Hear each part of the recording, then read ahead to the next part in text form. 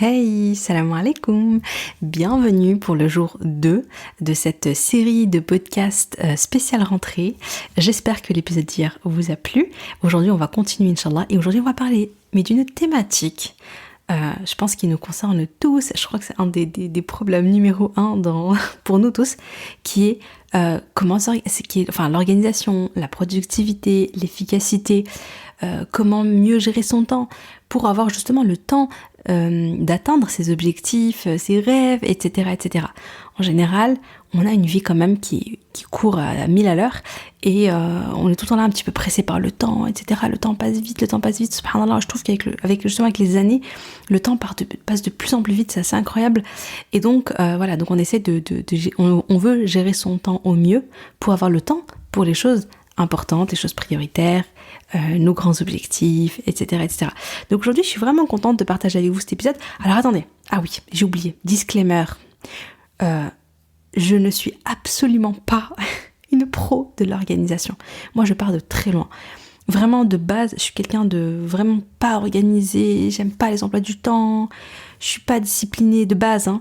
Et vraiment, pendant des années, j'avais même pas d'agenda, à part quand on allait à l'école en fait et qu'il fallait l'agenda, mais en dehors de ces périodes-là, je gardais mes rendez-vous dans ma tête. Voilà, j'étais ce type de personne qui avait même pas de planeur, d'agenda, de machin. Non, je gardais tout dans ma tête, pas de to-do list, pas d'endroit pour noter ma to-do list. Enfin bref, j'étais complètement dépassée.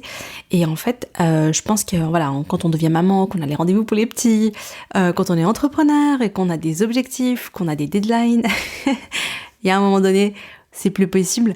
Et donc, j'ai mis en place des choses. Aujourd'hui, dans cet épisode, je vais partager avec vous mon expérience. Je suis pas allée faire des recherches en mode, ouais, c'est quoi les meilleures, vous savez, les meilleures astuces, les meilleurs outils, En fait, je vais pas vous parler de théorie, je vais vous parler de ma pratique, de mon expérience. Alors, bien évidemment, du coup, c'est mon expérience à moi, c'est subjectif. Moi, ça m'a aidé. Je veux partager vraiment les choses, les tips que je mets en place, qui m'aident au quotidien pour m'en sortir. Après, à vous, vous prenez ce dont vous avez besoin. Mais je pense que cet épisode va vous plaire parce qu'il est assez peut-être différent de ce qu'on peut voir ailleurs. Alors, je m'explique justement. Donc, en général, quand on parle de justement organisation, gestion du temps, blablabla, on a tendance à penser à des choses très rationnelles. Moi, pour moi, savoir bien gérer son temps, il y a deux causes pour t'aider à bien gérer ton temps. Et il y a une partie en fait qui est très rationnelle, hein. Donc c'est ce à quoi tu t'attends en cliquant sur le podcast, c'est-à-dire, je sais pas quel process, c'est-à-dire des tips, c'est-à-dire un emploi du temps, des planeurs, des agendas, tu as tout ça quoi. C'est ce qu'on retrouve d'ailleurs en général dans les livres, il y a plein de livres sur ça, hein, la méthode GTD, la méthode de je sais pas quoi. Voilà, il y a des formations là-dessus, il y a des vidéos, tout ça. C'est vraiment tout ce qui est astuces, méthode, ok, méthodologie, système de planification, blablabla. Et puis, ce que j'ai compris dans la vraie vie, subhanallah, ce qui se passe, c'est ce que j'ai pu constater en fait, c'est qu'il y a aussi toute une part qui est complètement irrationnelle. Donc la première partie, c'est un peu le côté vraiment rationnel, tu vois, c'est l'esprit carré, tout ça. Et il y a une partie irrationnelle dont on parle pas beaucoup, je trouve, hein. Et pourtant, je pense que c'est la partie presque la plus importante, en tout cas c'est celle c'est sûr, pour moi, je suis sûre que c'est la partie la plus importante, et c'est celle qui a le plus grand impact sur comment tu passes ton temps, sur ton efficacité, sur la productivité. C'est quoi ? C'est la baraka dans le temps. Voilà, c'est la baraka. Il suffit pas d'avoir un super agenda, un super planeur, une super méthode à suivre. Non. Est-ce que tu as la baraka ou est-ce que tu n'as pas la baraka ? Parce que crois-moi que si tu n'as pas la baraka, tu peux avoir tout ce que tu veux à côté, ça ne fonctionnera pas. En tout cas, moi, je suis convaincue de ça. Et la baraka, c'est indépendant de tout le reste. Ça ne dépend pas donc de ton agenda, de ton système, de tes routines que tu as réussi à mettre en place, tout ça, non. La baraka, c'est Allah subhanahu wa ta'ala qui donne la baraka. C'est Allah subhanahu wa ta'ala qui permet la baraka dans ton temps. C'est Allah qui te permet de faire beaucoup en peu de temps. Il te donne l'énergie, il te donne la force, il te donne la volonté, il te facilite parfois, il t'apporte des opportunités. Tu sais, parfois, t'es là, comment expliquer ça, subhanallah ? Parfois, il y a quelque chose qui normalement devrait te prendre beaucoup de temps à faire.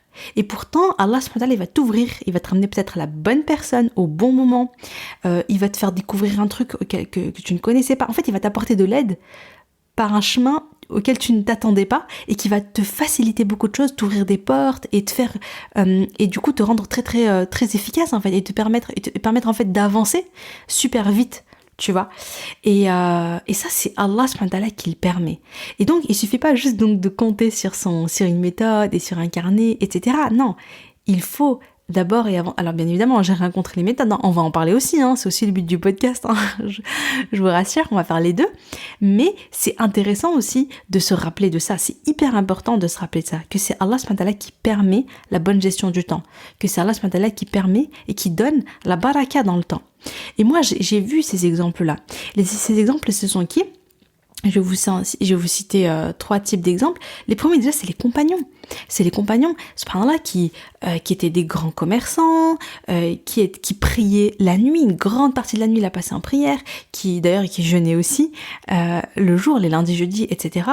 Et ils s'occupaient aussi de leur famille. Et en fait, subhanallah, ils avaient beaucoup de baraka dans le temps. Ils avaient le temps de faire beaucoup de choses. Ils avaient le temps de faire beaucoup de choses, subhanallah.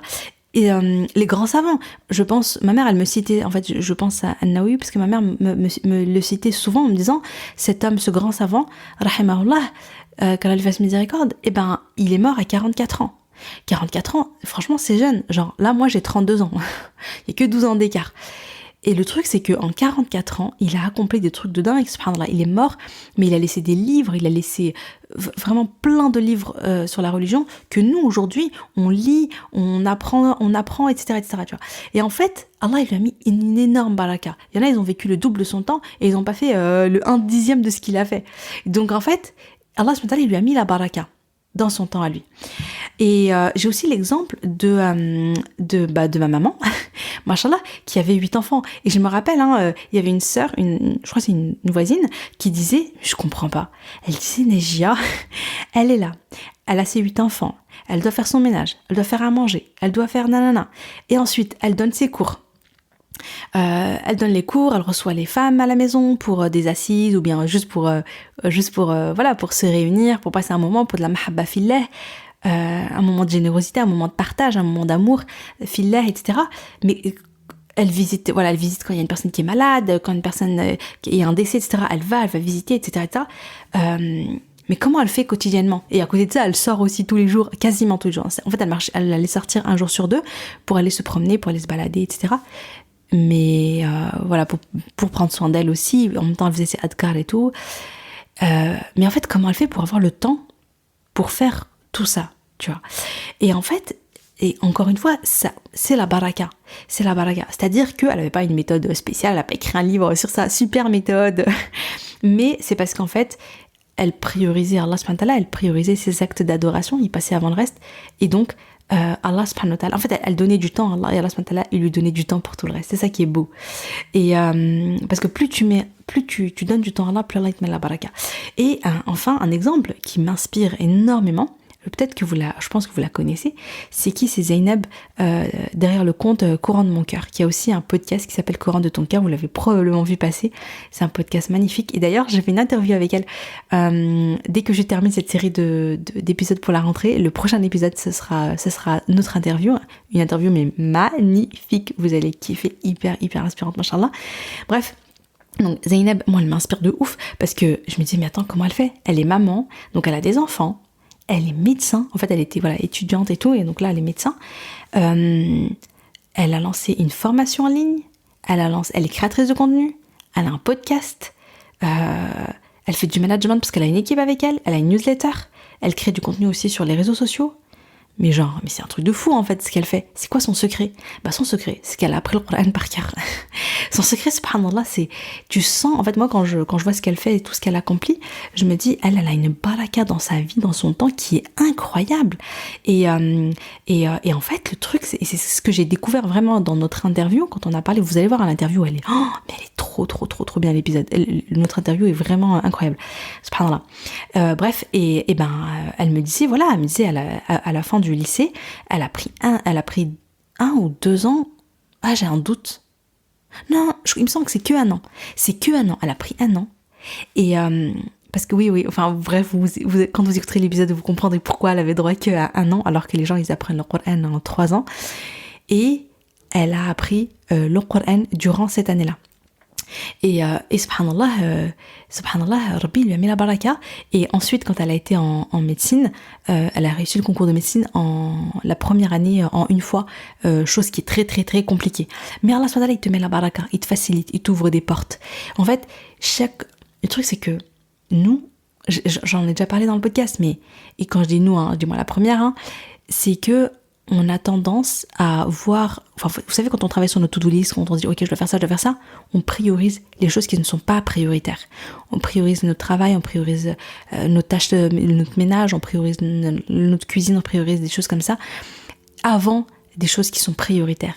Avant, voilà, la prière à l'heure, la lecture du Coran, les adkar, etc., etc., etc. Alors que le travail de da'wah, etc., etc. Alors qu'en fait, il faut d'abord mettre Allah subhanahu wa ta'ala au centre. Il faut d'abord, vous savez, la journée. Quand on a notre journée type, c'est pas notre journée, on commence à noter, ok, donc le matin je dois faire ça, mes tâches. Et après je vais me dire, tiens, là c'est l'heure de la prière, et je suis en plein milieu de ma tâche et tout, Bon, et c'est compliqué de m'arrêter pour aller... Non, en fait, ce qu'il faut faire, c'est que tu prends ton carnet et tu commences par noter les horaires de prière. C'est à quelle heure le fajr, c'est à quelle heure le dohr, c'est à quelle heure le asr, c'est à quelle heure le maghrib, c'est à quelle heure l'isha. Et ensuite, je construis mes tâches, ma journée, en me basant sur ça, en fait. Je me dis, ok, donc, entre le fajr et le dohr, je vais faire ta. Et puis après, entre le dohr et l'asr, je vais faire ça et ça. Et après, vous voyez. Mais en fait, c'est comme ça, on priorise. Mais on le priorise réellement. Allah subhanahu wa ta'ala avant le reste. Et quand on fait ça, Allah subhanahu wa ta'ala, il nous donne le temps pour le reste. Il nous facilite le reste. Il nous met la baraka, il nous donne l'énergie, il nous donne la force, il nous donne la détermination, il nous donne tout ça. Parce que si tu fais pas ça, tu t'épuises, tu vois. Si tu fais d'abord ta to-do list, en fait, tu vas te fatiguer bien comme il faut. Et en plus, et à la fin, tu vois, tu t'as pas de baraka, t'es pas bien, intérieurement, t'es pas bien. Enfin, voilà.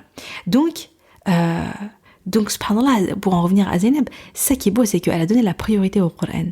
Elle a donné la priorité à Allah subhanahu wa ta'ala, aux paroles d'Allah subhanahu wa ta'ala, et Allah lui a mis la baraka dans le reste. Il lui a donné le temps d'être médecin, de s'occuper de ses enfants, subhanallah, d'être une créatrice de contenu incroyable. Elle transmet un message incroyable, elle impacte la vie de centaines, je pense, de centaines de milliers de femmes à travers ses contenus, à travers ses réseaux, à travers ses podcasts, à travers tout ça. C'est... Subhanallah. Et oui, j'ai oublié. Ouais, bon. D'ailleurs, en parlant de... Oui, parce que j'ai oublié de vous dire que ce podcast était sponsorisé par le bundle My Best Rentrée Ever. Donc, voilà, je pense que j'en reparlerai après, Inch'Allah. Mais grosso modo, dans ce bundle, on retrouve 17 formations et 5 e-books. Et en fait, elle propose une petite formation sur j'ai demandé à Allah subhanahu wa ta'ala de m'apaiser à travers le Coran. Et c'est trop beau. Donc, vous la retrouvez aussi dans le bundle. Donc, le bundle, je rappelle, donc 17 formations, 5 e-books au prix de 35 €. Et c'est dispo jusqu'au 13 septembre. Donc, je crois que ça tombe le mercredi. Donc voilà. Et voilà, donc ce qui est trop inspirant avec Zainab, c'est ça, c'est qu'elle a donné du temps à Allah, Allah lui a donné le temps pour le reste. Et il lui a facilité le reste. Et c'est comme ça pour tout. En fait, à chaque fois que tu consacres un chemin vers Allah, tu fais quelque chose pour Allah subhanahu wa ta'ala, pour plaire à Allah subhanahu wa ta'ala, Allah il te ramène. En fait, quand tu fais ça, t'es gagnante dans ta akhira et dans ta dunya. T'es gagnante dans ta akhira parce que t'es en train d'investir pour ta akhira, tu vois. Tu apprends le Coran, etc. Tu le transmets, tu fais ta prière à l'heure, tu fais tes invocations le matin, le soir, tu fais tes adkar, tu fais, etc. Bon, voilà, tu apprends ta religion et tout. Là, t'es en train de construire pour ta akhira. Et en plus de ça, t'es gagnante ici-bas parce qu'Allah subhanahu wa ta'ala, après, il te met la baraka, il te facilite, il t'apporte cette dunya facilement, tu vois. T'as pas besoin de courir derrière, c'est Allah subhanahu wa ta'ala qui te la ramène. Donc voilà, donc ça vraiment, ça c'est la partie irrationnelle.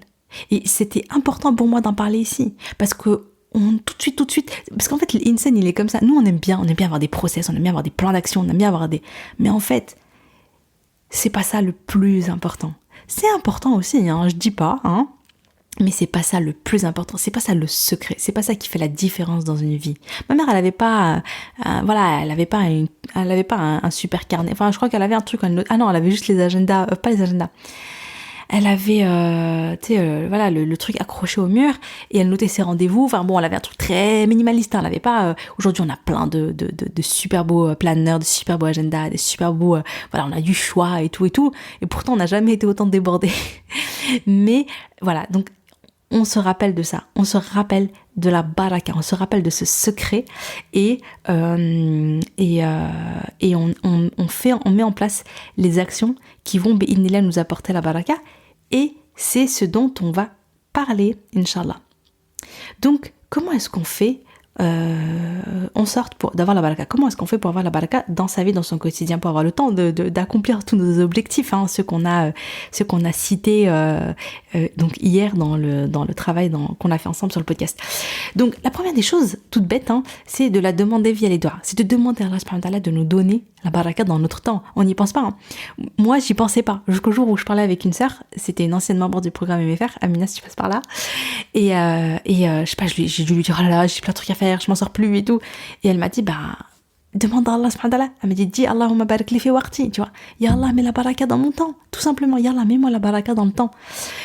Et voilà, on pense pas à le demander, et pourtant c'est lui qui donne. Donc demandons dans les prières, etc. Ensuite, profitons de la dua du prophète sallallahu alayhi wa sallam.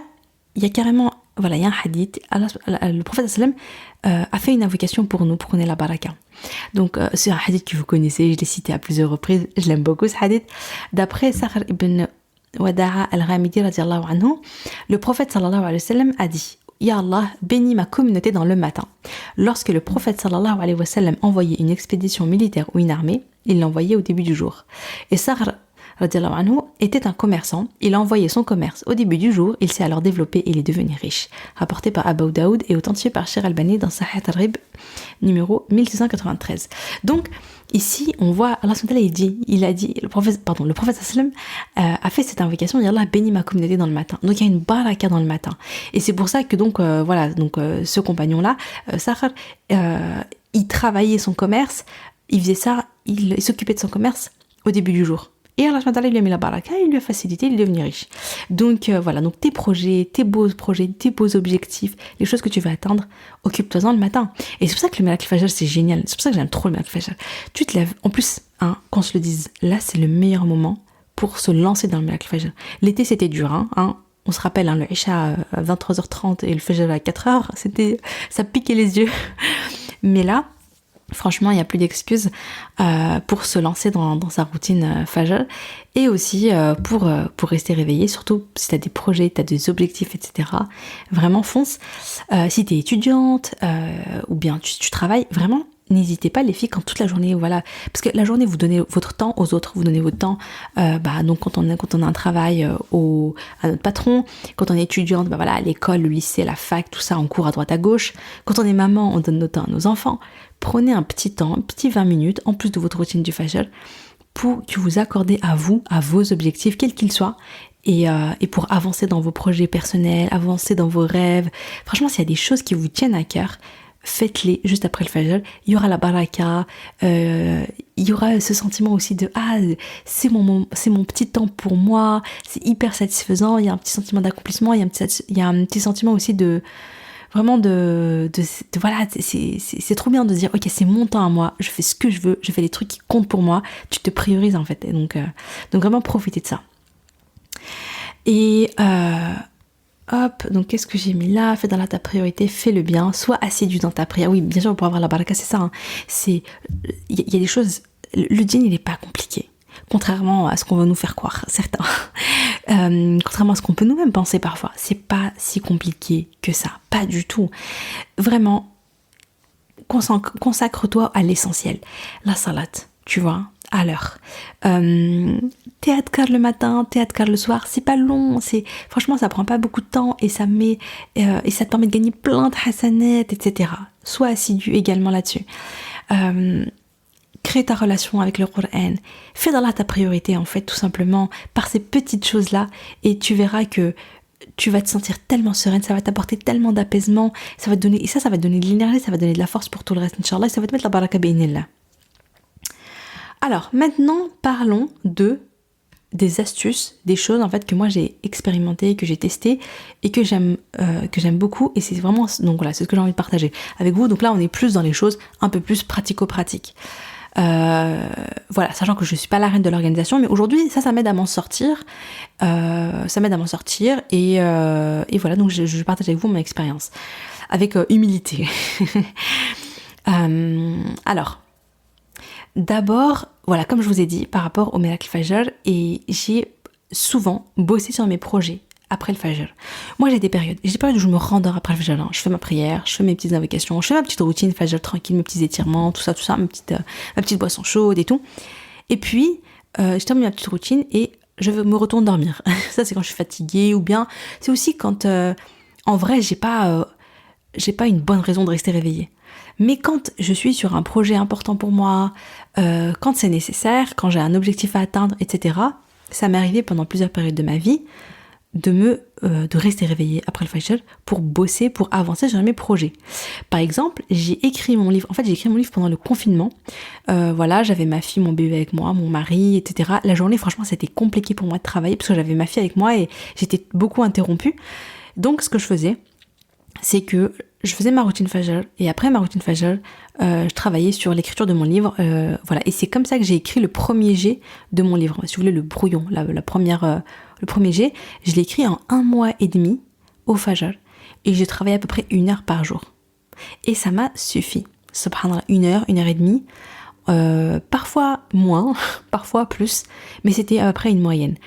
Et franchement, on peut faire beaucoup de choses en vrai. Alors 1 heure, ça peut vous sembler beaucoup. Si c'est beaucoup, c'est pas grave, faites moins. Juste 20 minutes, une demi-heure, franchement, c'est déjà pas mal. Et que tu fais ça, tu bosses tous les jours là-dessus, quel que soit ton projet, t'auras bien avancé à la fin de l'année, à la fin du mois, à la fin des 6 mois.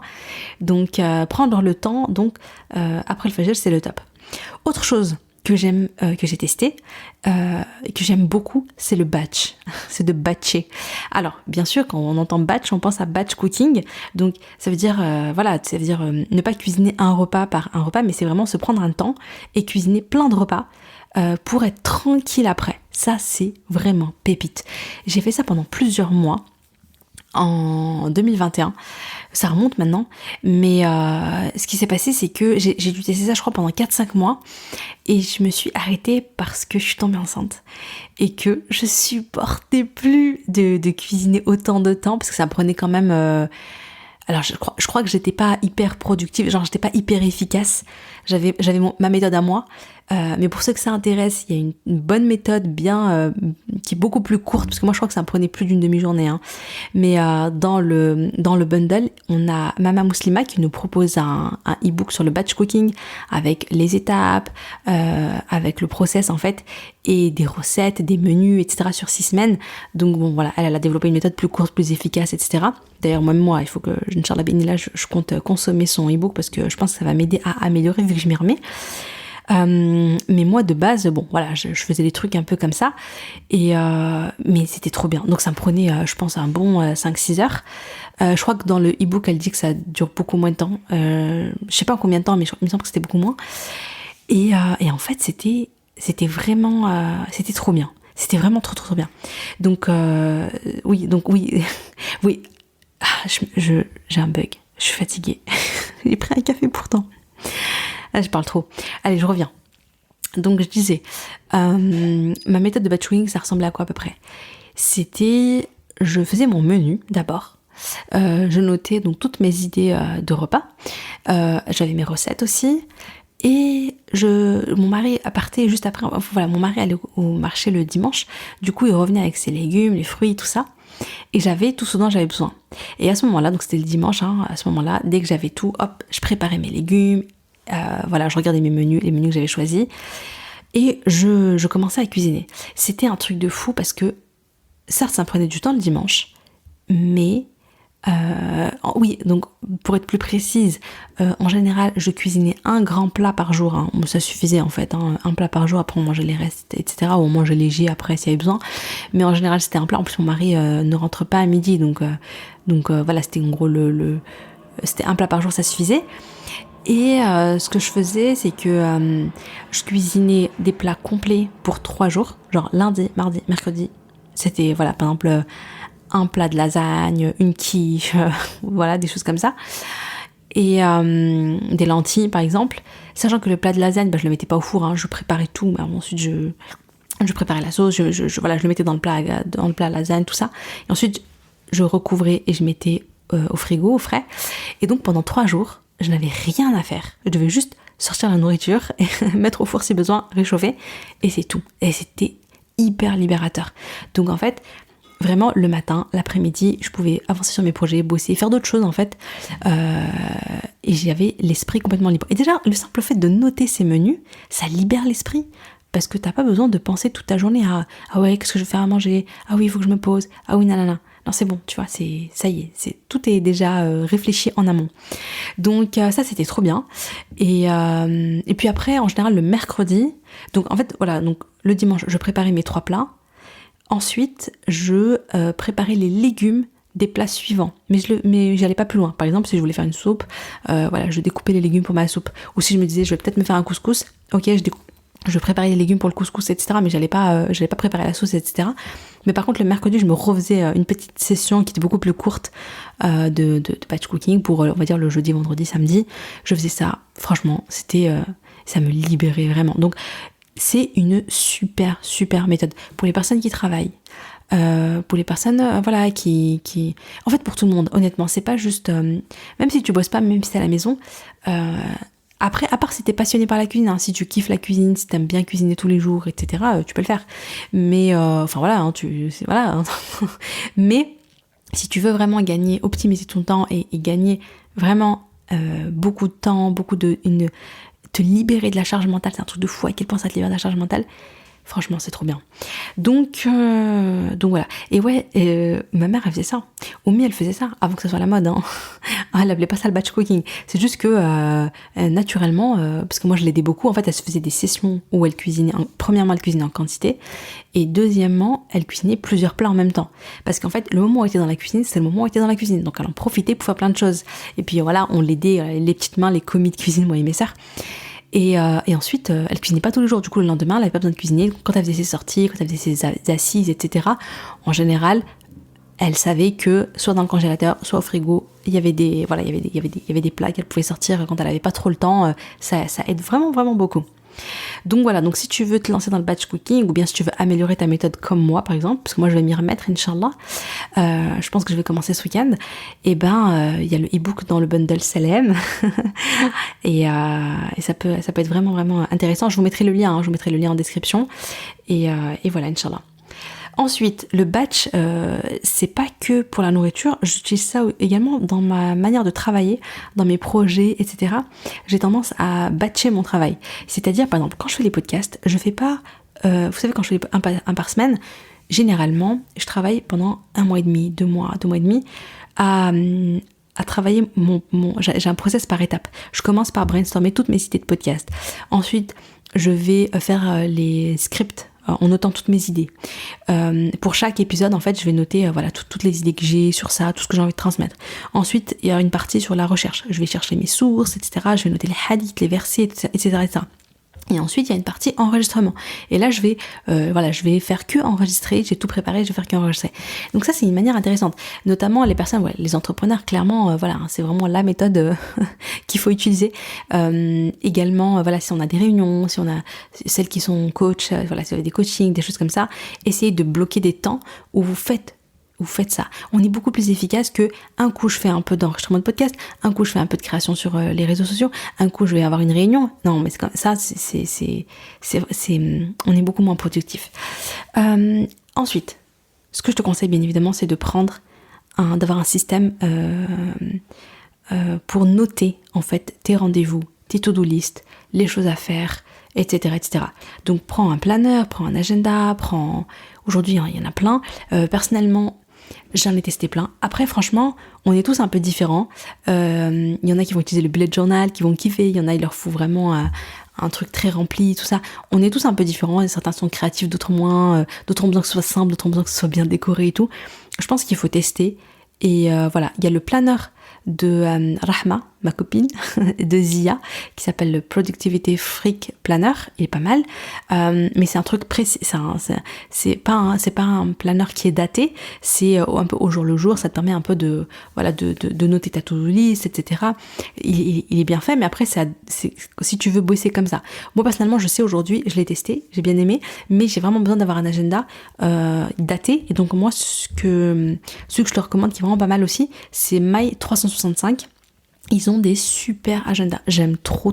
Ça fait Ça fait 2 ans que j'utilise les leurs et je vais continuer avec eux parce que franchement ils sont trop bien. Voilà, il faut que tu aies un système où tu vas pouvoir en fait noter. Noter tout ce que tu as à faire, noter tes rendez-vous, etc. Après, tu peux aussi faire les applications, hein. Je l'ai pas dit parce que moi je suis pas trop application, mais sinon je crois qu'il y a l'application To-Do, il y a Google Agenda, il y a pas mal de choses, hein. Ça peut t'aider aussi. Mon conseil par rapport à ça, ça c'est un truc que je fais et qui est très intéressant. Vous savez, regardez, l'année dernière, hier, on a parlé des objectifs. Quels sont les objectifs que tu veux mettre en place cette année, Inch'Allah. Voilà, il faut en citer 2-3 et tout ça. Il faut en choisir 2-3. Et bien, une fois que tu as tes objectifs en tête, la première chose que tu fais en prenant ton agenda, c'est de bloquer un temps pour avancer dans tes objectifs. Tu sais, on a des rêves. Ensuite, ces rêves, on essaie de les découper, de les concrétiser en faisant des objectifs. Mais si ces objectifs, tu n'as pas bloqué un temps en te disant « Ok, je vais travailler sur cet objectif, je vais avancer sur celui-là, etc. » Tu vas jamais le faire. En fait, si tu fais pas ça, si tu notes pas, si tu bloques pas un temps de travail pour ça, tu te mens à toi-même, tu vas jamais le faire. Si tu te dis « Ouais, bah, quand j'aurai le temps, je vais le faire. » Franchement, c'est une manière de dire jamais, tu vois. Et après, c'est pas grave, hein. Si jamais il y a des choses, tu te dis, parce qu'on peut pas tout prioriser, hein. Justement, le but de prioriser, c'est qu'il y a un truc qui passe avant le reste. Et c'est pas grave de se dire, ok, ça c'est important, mais c'est pas ma priorité. Pour l'instant, je le mets de côté. Je vais travailler sur ça, ça et ça. Et puis, c'est ok de moins être sur le reste. Tu vois, mais il faut le conscientiser. Donc, moi, ce que je t'invite à faire, c'est de découper ta semaine par bloc de temps. Voilà, c'est vraiment de te dire, de voir ta semaine en mode, ok, ça c'est un temps que je vais bloquer pour ça, pour ça, pour ça. Je sais qu'il y en a qui travaillent, qui sont étudiantes, etc. Et donc, elles ont pas beaucoup, elles sont assez limitées en fait, il n'y a pas beaucoup de temps. Mais tu peux quand même te fixer des petits moments pour avancer dans tes objectifs. Comme je le dis, hein, après ta routine Fajr, tu peux te bloquer un temps pour travailler 20 minutes sur voilà, cet objectif-là ou machin. Tu peux te dire, ok, le dimanche matin, je vais faire mon batch cooking pour la semaine. Je vais bloquer ce temps-là pour ça. Par exemple, je vais vous donner un peu mon exemple à moi, comment est-ce que je découpe ma semaine. Je me suis dit que, donc, comme je vous l'ai dit, je veux me remettre au batch cooking parce que ouais, c'était vraiment trop bien et j'ai dû arrêter quand j'étais enceinte parce que je supportais plus avec les nausées et tout. Et ouais, je supportais pas non plus aussi la nourriture parce que, ah oui, pour celles qui s'inquiètent, franchement, moi, je mets la nourriture le dimanche, je mange mercredi, tout est frais, tout est bien, voilà, c'est bien conservé, il n'y a pas de souci. Après, j'avoue que cuisiner dimanche et manger vendredi, moi j'ai du mal. Ou alors il faudrait mettre au congélateur, mais c'est vrai que j'utilise pas trop je mets pas trop au congélateur la nourriture. Mais voilà, c'est pour ça que j'aime bien moi faire une pause le mercredi et mercredi, voilà, faire cuisine, faire une mini session de batch cooking. Bref, donc pour le batch cooking, je me suis dit, je vais bloquer un temps, c'est le dimanche, de telle heure à telle heure.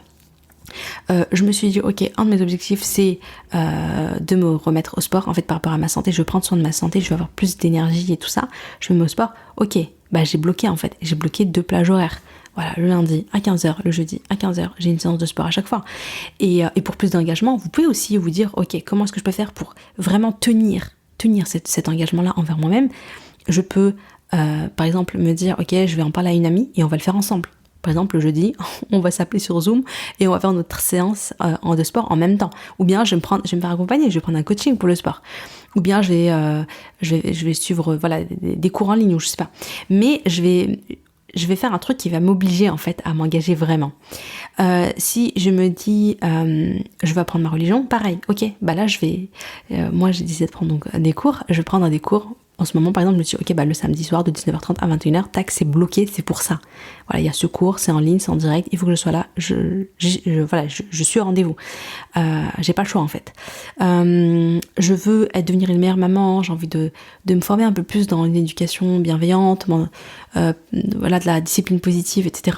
Ce sont des sujets qui m'intéressent. Ok, je vais prendre un temps pour ça. J'ai décidé que ce serait une bénéla le vendredi après-midi. Je me pose. Voilà, par exemple dans le bundle Salem, comme je vous disais, il y a plusieurs formations sur la parentalité. On a Dalila Sawawi, On a Amina Oumi Academy avec sa formation à l'aide, j'arrête de crier. On a Douceur et Lumière. Enfin, en fait, il y a pas mal de choses dans le bundle. Donc, je me suis dit, ok, je vais prendre un temps le vendredi après-midi. Je vais me donner 1 heure et demie où je vais me poser pour apprendre. Je vais me poser pour me former là-dessus. Je vais commencer donc par les sujets qui m'intéressent et voilà, je vais prendre ce temps-là parce que sinon, tu vas jamais le prendre. Hein. Si tu bloques pas un temps, tu vas jamais avancer dans tes projets, tu vas jamais faire. Ça c'est une règle. Donc, et moi ce que je t'invite également, c'est que quand tu travailles sur ton bloc, quand tu es dans ton bloc de temps, sois hyper focus. Travaille en mode deep work. Pas de distraction, pas de téléphone, pas de... Vraiment, focus. La concentration, c'est la clé, c'est hyper important. Si possible, pas d'interruption. Parce que sinon, t'es moins productive en fait, tout simplement. Tu te disperses, parce qu'en fait, à chaque fois que t'es interrompu, tu mets plus de temps en fait pour revenir sur ton travail. Donc tu perds du temps, tu perds de l'énergie, tu perds de ta concentration. Vaut mieux être, quand t'es à fond, vas-y à fond. Voilà, donc tu notes tes blocs dans ton agenda. Donc hier on a vu les objectifs, là tu reprends les objectifs et tu prends ton agenda et tac. Ah ok, à ce moment-là je vais travailler sur ça, à ce moment-là je vais travailler sur ça, à ce moment-là je vais travailler sur ça. Fais en sorte également d'avoir un endroit, donc ça peut être donc également sur l'agenda ou en fait de noter tout ce qui traîne dans ta tête. C'est tellement important franchement. Et des fois je me rends compte, je suis là, je sais pas si ça vous arrive, je suis là en mode ouais, il faut que je pense à ça. Genre quand je fais une sieste, je me dis je vais faire une sieste. Il faut toujours que j'ai mon téléphone à côté, parce que bon, je note sur Notion sur mon téléphone, j'ai une to-do list sur Notion, parce que je suis tout le temps en train de me dire ah oui mince, il faut que j'appelle telle personne. Ah oui mince, j'ai un rendez-vous tel jour. Ah oui mince, il faut que je prenne un rendez-vous chez le médecin. Ah oui mince, il faut que je fasse ça. Et en fait, ça s'arrête pas. Et c'est important, quand tu penses à un truc comme ça, c'est important que tu aies un endroit où tu peux noter. Et te dire, ok, c'est bon, j'ai plus besoin d'y penser. Parce que si tu fais pas ça, c'est comme si, vous savez, la mémoire vive, c'est comme l'ordinateur, les téléphones et tout, ils ont une mémoire vive. Et ben en fait, si tu la satures, t'es saturé. Et ça, je sais pas si ça vous arrive, moi des fois ça m'arrive, je suis saturée dans ma tête. Et du coup, après, c'est comme si mon cerveau doit tout le temps retenir plein de choses, alors que mon cerveau n'est pas fait pour retenir tout le temps plein de choses. Donc, libérons notre cerveau, déchargeons notre mental, ça fait du bien. C'est trop stressant de penser à 1 million de trucs en même temps. Et en parlant justement de charge mentale et de lâcher prise, eh bien Yasamine Chauki, elle propose une masterclass sur le sujet dans le bundle. Ça peut être utile, Inch'Allah. J'ai hâte de visionner. Et il y a aussi, et pour le stress, il y a aussi une formation de déstress du médecin de Nadia de Conso Muslim. Donc, toujours dans le bundle, le fameux bundle à 35 € pour 17 formations et 5 e-books. Enfin, voilà. Après, il est dispo que jusqu'au 13 et je le dis parce que si jamais il y a des personnes qui écoutent ce podcast après le 13, eh bien, malheureusement, il ne sera pas disponible. Voilà. Ah ouais, maintenant, je vais parler d'une chose qui est hyper importante, qui est vraiment, vraiment essentielle et on n'en parle pas assez. C'est à quel point, ok, c'est bien d'être productif, c'est bien de se fixer des objectifs, c'est bien d'avoir un système de notes, d'un agenda, un planner, plus chouette, mais c'est encore mieux, et c'est très très très important, d'écouter son corps, de s'écouter, de suivre son cycle menstruel. Très important, hein. Bon, je pense que la plupart vous le faites, mais vraiment, ayez une application pour rentrer les données, les informations, pour suivre votre cycle menstruel, pour savoir en fait quand vous êtes dans la phase de syndrome de prémenstruel, etc. Ce qu'il faut comprendre, c'est que notre énergie physique, notre énergie, notre corps, il n'est pas tout le temps, il n'est pas stable. Il y a des fois où on est hyper motivé, on a une super énergie, on est à fond, etc. Et du coup, ça va être des moments où on est très productif, on avance bien, etc. Et il y a aussi des moments où notre énergie baisse, on est fatigué, etc. Et parfois, c'est pas une question de sommeil, etc. Mais parfois, c'est juste une question hormonale. C'est aussi une question hormonale. On est des femmes, on a un cycle menstruel, les hormones ont un impact sur nous. Et nos hormones, elles fluctuent. Et c'est ok. Et simplement, c'est très important de prendre ça en compte. Et de ne pas se dire, je dois toujours être à fond. Ah, il faut tout... Voilà. Par exemple, là, je vous ai parlé de bloquer ses temps de travail, tout ça. Mais le truc, c'est que, ok, c'est bien de faire ça, mais t'es pas une machine non plus. Il y aura peut-être des jours où tu n'y arriveras pas. Il y aura peut-être des jours après le fajr, tu vas être épuisé, tu sens que tu es fatigué, mais va dormir, ne te force pas à travailler sur ton projet à ce moment-là, etc. Il y a des moments où tu sens que ton corps, il en peut plus. Eh bien, c'est important d'être connecté à son corps, d'écouter ce qui se passe à l'intérieur et d'avoir de la rahma envers soi. Quand ça va pas, je me dis pas ouais je suis mauvaise, tu vois, je suis nulle, je suis une flemmarde, voilà, je tiens pas mes engagements et tout, voilà. Non, en fait après il faut être capable aussi de différencier, et puis en général on les différencie quand même. Moi en tout cas je le sais. Je sais que parfois c'est un peu, je le vois quand c'est un peu la flemme, le oh là là, j'ai pas envie, je suis un peu fatiguée. Et là, tu sais, tu dis, allez, où mes mains, tu t'es engagé, vas-y, tu le fais, hein. Bénillah, allez. Ces moments-là, il faut y aller. Et puis, il y a les moments où vraiment, tu sens que, mais t'y arrives pas. Moi, des fois, je le dis, je me sens asséchée. Par exemple, les mails. Moi, je vois, donc j'essaie d'écrire ma newsletter chaque lundi. Parfois je suis pas c'est pas que je suis pas motivée, je suis pas inspirée, je n'ai rien à dire, et parfois c'est hyper fluide, mais ça coule, mais subhanallah, ça coule de lui-même. Voilà, donc il y a des moments quand tu sens que t'as une certaine énergie, que vraiment voilà, fonce, hein, vas-y, tu vois, profites-en. Et quand tu sens que vraiment t'es fatigué, t'es épuisé, etc., repose-toi et de la rahma envers toi-même. C'est pas grave, tu t'y remettras demain, tu vois. Mais et de la rahma, il faut être flexible, voilà. Donc certes on a un emploi du temps, certes on a une to-do list et tout, mais après on est flexible, on s'écoute. Parce que si tu t'écoutes pas, si t'écoutes pas ton corps, franchement c'est le chemin direct vers le burn-out, tu vois. Le burn-out c'est vraiment ça, hein, c'est tu t'écoutes plus du tout, t'es complètement déconnecté, t'es en mode faire, il faut faire ça, je dois courir, je dois faire... Et en fait, mais t'en peux plus quoi. Il y a un moment donné où ton corps il te lâche. Donc non, on écoute son corps, et on fait ce qu'on a à faire, voilà. Par exemple, moi je sais que en ce moment, voilà, mon syndrome prémenstruel, il est parfois compliqué. J'en ai parlé dans mes petits mails là ces derniers temps, ma dernière bulle de sérénité, que j'ai eu un SPM un peu compliqué là il y a un mois, et j'étais stressée, j'avais plein de trucs dans ma tête. Enfin bon, voilà, un million de trucs, et rien de grave, mais beaucoup de petites choses, et ça m'a impacté. J'ai fait une espèce de crise d'eczéma. Je suis encore en plein dedans, ça commence à se calmer, mais enfin voilà, et j'ai senti que c'était suite à mon SPM. Peut-être que je pense que je me suis pas écoutée, hein. Je pense que j'ai dû avoir, enfin là j'étais en pleine donc au syndrome prémenstruel, donc c'est juste avant mes règles. Et voilà, les hormones, j'avais tout ça, et en même temps je me suis beaucoup stressée. J'avais des projets en cours, côté pro, côté perso aussi, il y avait des changements, il y avait des choses, et en fait il y a eu un trop plein, et ça s'est extériorisé par voilà mon corps c'est mon corps qui m'a dit hey, calme-toi avec cet eczéma là, mais bon, alhamdoulilah. Donc vraiment c'est important de se connecter à soi, c'est important de s'écouter, c'est important d'avoir de la rahma envers soi. Et en parlant de la rahma envers soi, je vais vous faire ça tout le long du podcast. Et oui, ce podcast est sponsorisé par le Bundle Salem. Donc ouais, non, je dis ça parce que dans le Bundle Salem, je propose un atelier sur la rahma, c'est un atelier de 2 heures, et dessus je parle de comment développer de la rahma envers soi-même et comment devenir sa meilleure amie fillah. Donc voilà, donc si c'est quelque chose qui te parle et tout, je pense que ça peut t'aider. Ensuite, il y a un truc aussi que j'ai remarqué, et ça m'a surpris, je l'ai conscientisé, on va dire, je m'en suis vraiment rendu compte cet été.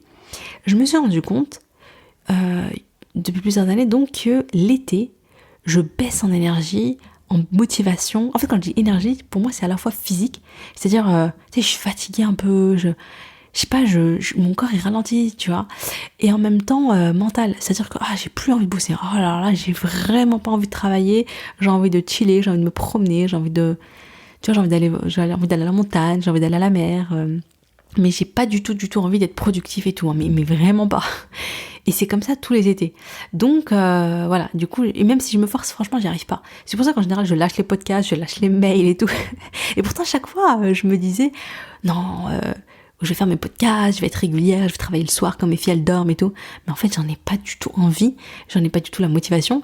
Et vraiment, j'ai besoin de déconnecter en été. Je sais pas à quoi c'est dû, mais c'est comme ça. Et en parallèle, Et à contrario, je veux dire, dès que la rentrée commence, septembre, octobre, l'automne, moi j'aime trop travailler en automne. Voilà, ce moment où j'ai un boost d'énergie, je suis motivée, j'ai envie de faire plein de trucs, j'ai plein de projets en tête et tout. Enfin voilà, vraiment le septembre, j'aime trop reprendre les choses en main, travailler et tout, c'est un kiff. Donc voilà, donc en fait, je me suis rendu compte par exemple que, voilà, en été, j'ai envie de rien faire, et en septembre, j'ai envie de faire plein de trucs. C'est ok, tu vois, c'est ok. Et ça aussi, c'est s'écouter, c'est de se dire, en été, quand j'ai envie de rien faire, je me donne moins d'obligations, je diminue mes engagements, je diminue mes obligations, tout ça. Et ensuite, en septembre, voilà, là, je peux me remettre au boulot. Et voilà, donc c'est ça, s'écouter, finalement.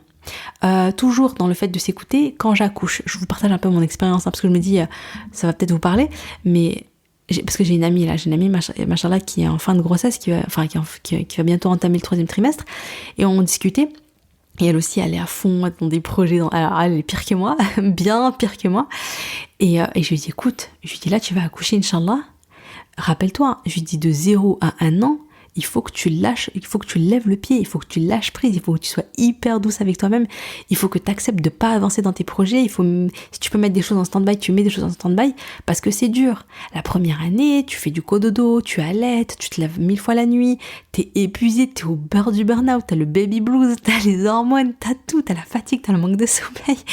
Et franchement, la première année, c'est une période de malade. Et il faut surtout pas se mettre la pression, il faut surtout pas se dire ouais, je vais faire ça, c'est pas le moment de se fixer des objectifs de malade, pas du tout, au contraire, il faut se libérer, c'est ça aussi, s'écouter. Donc pour conclure, c'est bien d'avoir des blocs de temps, c'est bien d'avoir des agendas, c'est bien d'avoir des planeurs, c'est bien d'avoir une organisation, c'est bien d'avoir des bonnes routines en place, c'est bien d'avoir tout ce que je vous ai dit avant, mais la priorité, c'est toujours ta santé mentale et ta santé physique, c'est de s'écouter et de s'adapter à toi, donc d'avoir de la rahma envers toi-même.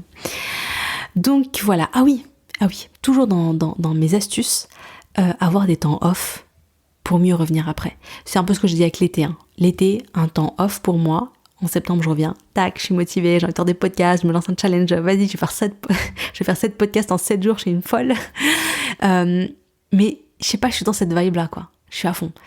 Mais c'est parce qu'il y a eu un temps off avant. Peut-être que si je m'étais forcée l'été, alors j'avais pas envie à me forcer à faire des podcasts, à faire des trucs, à travailler et tout, en septembre, j'aurais été lessivée, j'aurais été épuisée. Non, il faut un des temps off pour revenir et être productive. C'est comme, on en parlait avec Kaina, de Je peux pas, j'ai rencontré ton mari, elle me disait, c'est pendant la terre. Il faut imaginer une terre. La terre, elle n'est pas toujours fertile. Et pour que la terre soit fertile, il faut qu'elle ait un temps de repos. Il y a des périodes où tu vas semer des graines, les faire pousser, etc. Mais il y a aussi toute une période où tu vas laisser la terre se reposer, se régénérer. Elle ne travaille pas. Et si tu ne laisses pas la terre se reposer, se régénérer, c'est comme si, du coup, tout ce qui va pousser après, ça va pas être optimisé, ça va pas être bon, etc. Tu vois. Si la terre, elle est pas bien, ce qui va pousser après, ça va pas être au top. Alors que si la terre, elle est bien reposée, elle s'est bien régénérée, tout ça, au calme, tranquillement, sans qu'on l'embête, bien après, elle va faire fleurir les meilleurs fruits, les meilleures plantes, les meilleurs arbres, etc., etc.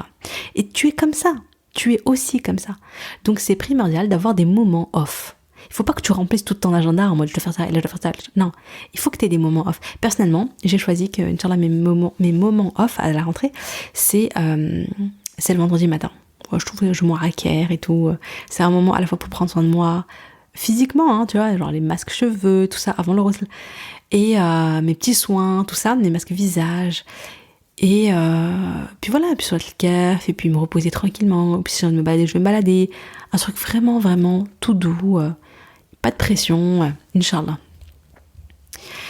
Et donc, je voulais vous parler d'un truc, mais je pense que je vous en parlerai demain. Parce que là, je vais être honnête avec vous, là je suis fatiguée. J'ai enregistré cet épisode de podcast en étant fatiguée. Donc j'espère que ça s'est pas trop senti dans ma voix, dans ce que j'ai raconté. J'espère que je vous ai pas ennuyé. Je me suis dit, oh là là, j'ai l'impression que je suis ennuyeuse, je sais pas.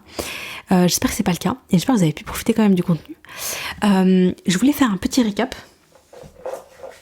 J'ai noté sur une feuille le récap de l'épisode. Donc, tout ce que toi tu dois faire. Non, c'est un petit résumé. D'abord, tu demandes à Allah subhanahu wa ta'ala la baraka dans ton temps. Ensuite, profite, donc toute la partie un peu irrationnelle, hein. Tu demandes à baraka Allah, tu fais dua, ya Allah, Allahumma barik li fi waqti. Tu profites du matin parce que le prophète sallam il a fait une dua qui nous donne, donc pour qu'Allah nous mette la baraka dans le temps, dans le matin. Donc on en profite, on essaie d'avancer dans nos projets les plus importants le matin. Tu mets Allah au centre, tu fais de tes prières ta priorité, tu vois, tu commences par fixer tes horaires de prière et tu remplis ensuite le reste de ta journée plutôt que le contraire.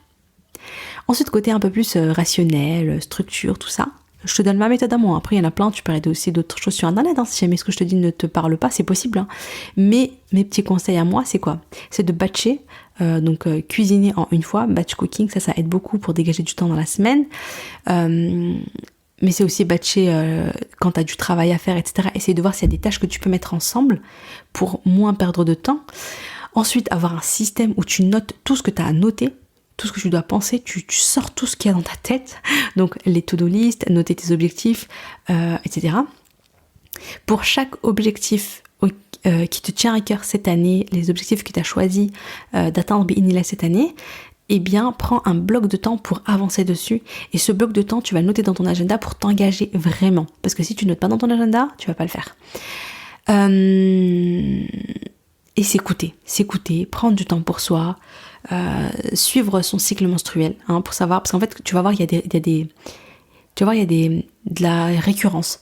Ah tiens, tout le temps avant mes règles, ah tiens je suis comme ça, ah tiens juste après mes règles, oh, j'ai un boost d'énergie et tout. Quand tu vas apprendre à comprendre comment tu fonctionnes, ça va être intéressant parce que du coup tu vas pouvoir te dire juste après mes règles, moi je sais que juste après mes règles, voilà, j'ai un pic de motivation et tout, ok, là je peux avancer à fond dans mes projets. Et pendant mes règles, je lève le pied un peu, je suis un peu fatiguée, je dors plus longtemps, tout ça, c'est ok. Donc voilà, pour pouvoir s'écouter et suivre et faire en fonction, adapter en fait son planning, son agenda, également à soi-même, c'est très important. Et aussi avoir des vrais temps off. Donc toi concrètement là, ce que tu vas faire, c'est que tu vas prendre ton agenda et tu vas bloquer les temps par rapport à tes objectifs. Voilà, pour faire suite à ce qu'on a fait hier. Et par rapport au bundle, pour toutes celles qui ont pris le bundle ou celles qui veulent le prendre, ce que je t'invite à faire, c'est maintenant que tu as tes objectifs en tête, tu sais ce que tu veux accomplir, etc. Franchement, prends le temps de regarder dans le bundle les différentes formations ou e-books. Machallah, il y en a quand même 17, mais ce qui est bien, c'est que on aborde plusieurs sujets, hein. On aborde le sujet par exemple du Coran, à la fois avec la relation avec le Coran, avec la formation de Coran de mon cœur, de Zeynep, mais aussi une méthode d'apprentissage du Coran pour apprendre 10 pages par trimestre, avec, je crois que c'est Vivre le Coran, c'est un e-book. Voilà, donc par rapport à il y a d'autres choses, il me semble, sur le Coran, tu peux te dire, ok, moi je vais travailler sur ça, ok, je vais me booker un temps d'apprentissage. Donc, parce que si tu prends le bundle, tu dis ouais trop bien, il y a cette formation, il y a 5 e-books, il y a plein de choses et tout, le petit prix, franchement le prix il en vaut, ça vaut grave le coup parce qu'à la base ça fait 900€ et là on est à 35€, et oui mais ok c'est cool, c'est pas cher et tout, mais si jamais tu l'ouvres jamais ce bundle et tu ne fais jamais ces formations parce que tu ne t'es jamais dit à tel moment je vais travailler dessus, et je peux t'assurer que si tu bookes pas un temps pour le faire, tu vas jamais le faire et tu vas perdre, t'as perdu cet argent pour rien, même si c'est pas beaucoup d'argent, c'est de l'argent quand même, tu vois. Ne le fais pas, hein. Si tu penses que tu vas pas avoir le temps de le faire, si tu sens que tu vas pas l'ouvrir, n'achète pas le programme, hein. C'est pas le but, hein. Mais par contre, voilà, si tu vois donc tes objectifs, moi je veux apprendre le Coran, je veux aller mieux, je veux prendre soin de moi, ou bien je veux améliorer mon éducation, ou je sais pas quoi d'autre comme projet tu as, comme objectif tu as, et que tu vois que dans le bundle, il y a des formations ou des books qui répondent à ton objectif, qui répondent à ton besoin, qui peuvent t'aider en fait à avancer vers ton objectif, priorise-les. Voilà, tout simplement.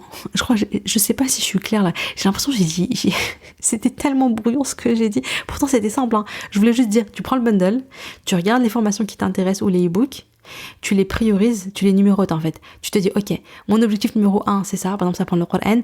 Bon, je vais commencer par faire cette formation, par exemple de Coran de mon cœur, et ensuite je vais apprendre la méthode d'apprentissage pour apprendre le Coran.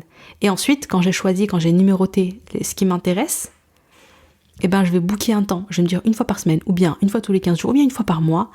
Voilà, je vais prendre 2 heures et je vais avancer sur ça. Je vais avancer sur mon bundle. Je vais me former, je vais apprendre. Et voilà, bon, je vais quand même parler du truc que je voulais vous parler demain. En fait, j'ai eu une prise de conscience hier.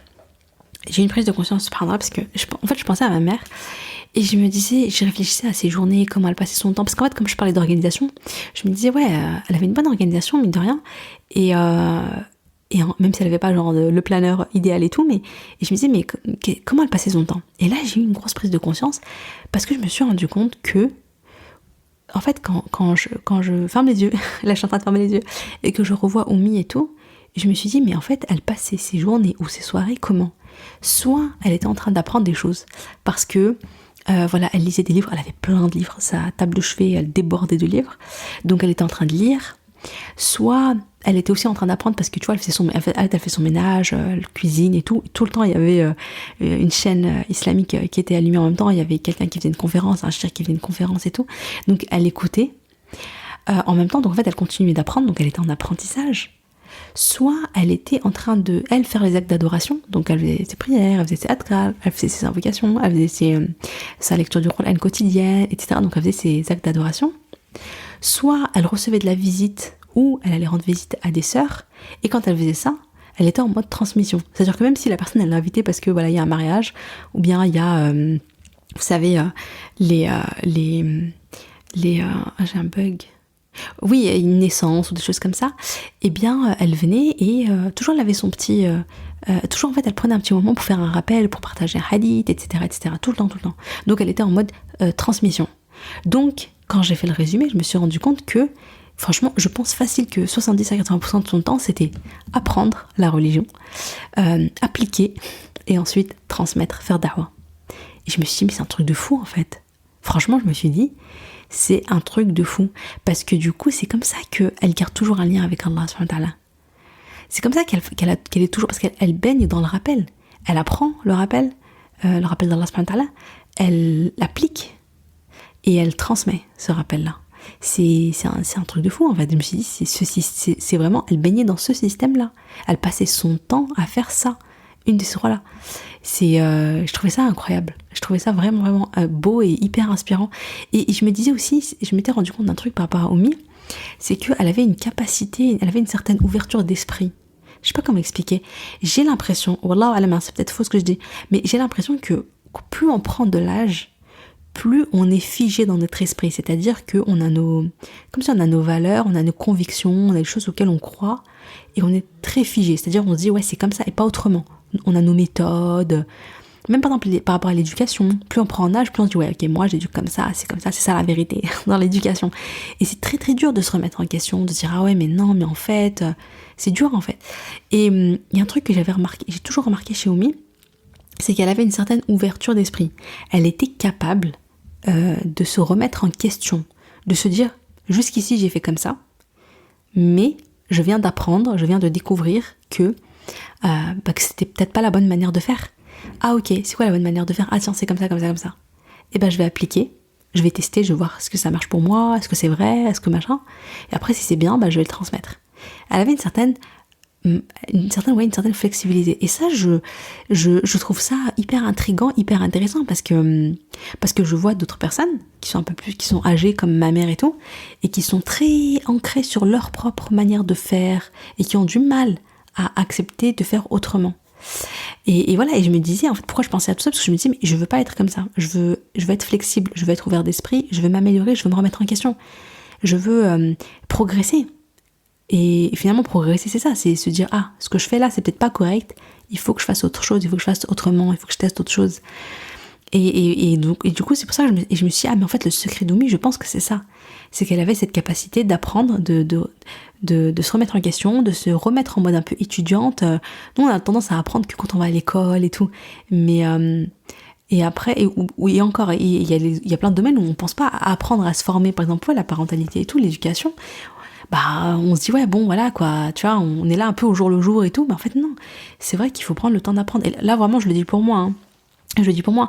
Et au-delà du bundle, j'ai aussi d'autres formations où je me dis mais mince, je les ai achetées et tout, vas-y Ouima, faut que j'ai commencé en fait à prendre le temps de les visionner et essayer d'appliquer, etc. Et je me dis non mais c'est vraiment important de faire ça. Il faut avoir des temps d'apprentissage. Il faut prendre aussi le temps quand tu apprends, de prendre des notes et de noter les choses que tu veux retenir, de noter les choses que tu veux appliquer, et après vraiment passer à l'action. Et c'est comme ça que tu évolues, que tu deviens meilleur et que tu changes vraiment. Bénillah. Donc voilà, c'était le super podcast du jour. Je sais pas il a duré combien de temps, mais je crois qu'il a duré bien longtemps. Voilà, j'espère que ça vous a été utile. Et si vous voulez en savoir plus pour le bundle, sur le bundle Salam, alhamdoulilah, et bien voilà, n'hésitez pas, je vous mettrai le lien avec toutes les informations. Et en tout cas, merci de m'avoir écouté et j'espère que vous allez pouvoir appliquer des petites choses et que ça va vous aider, Inch'Allah. Salam alaikum.